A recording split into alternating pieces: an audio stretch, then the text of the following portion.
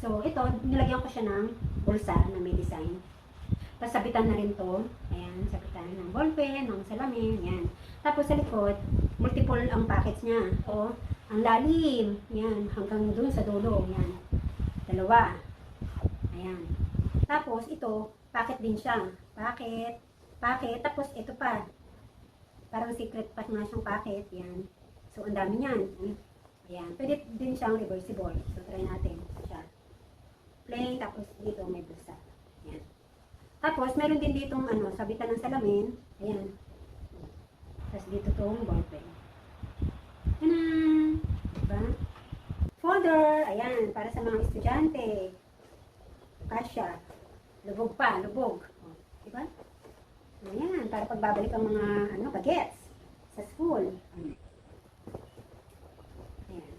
Ayan.